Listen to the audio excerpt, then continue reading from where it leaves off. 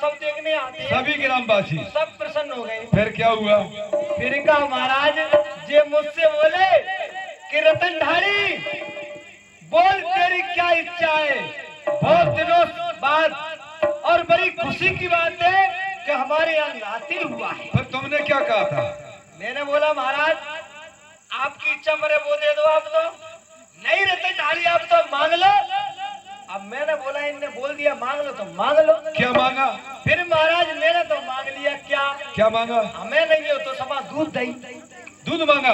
और है कौन? तो इनके भैंसे ही 50 है। अच्छा। और का भैंस एक ते एक भैंस है।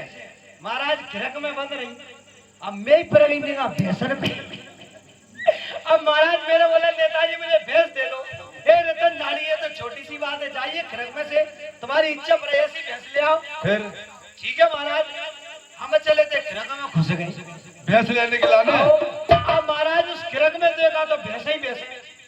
हाँ नेताजी के यहाँ तो बहुत भैंस बनी है। बोला भैंस ही। फिर महाराज जब मैं बीच खिरक में गया तब वो सगन से तगड़ी निशंक भारी मोटी सभा चिकनी कष्टकारी एक भैंस दीसी मैंने वही की सांकर खोल ली।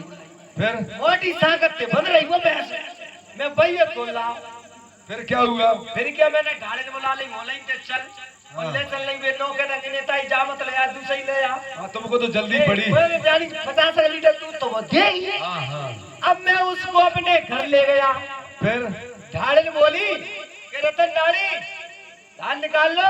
मैं बोला आप भी निकाला धान। अच्छा चाय पी लिए? चाय पीने के लिए अब जे चलेंगे। ढाले ने बाल्टी लेके दूध निकाल ले। दूध निकालने। फिर क्या भाई साहब महाराज फिर क्या हुआ? फिर ऐसा हुआ वो भैंस बांध नहीं मेरा खूंटा पे। अब मुझे नो पता नहीं कि भैंस कौन सी होते भैंसा कौन सा होता। क्या रे बेवकूफ रतन ढाली इतना भी नहीं जानता कि भैंस और भैंसा में कितना अंतर होता है? मुझे क्या मालूम। वो तो अच्छा खुशी के मारे तू तो लेके चल दिया। तो लेके चल दिया। अब विचार मैंने नहीं किया। सोचा था कि ये भैंस है। अब वो था हमारा भैंसा। हाँ ढाली मेरे पास आई मेरे सर में बाल्टी मारी। कब ढाली ये क्या है? मैं बोली भैंस है। ये बोली ये भैंसा है।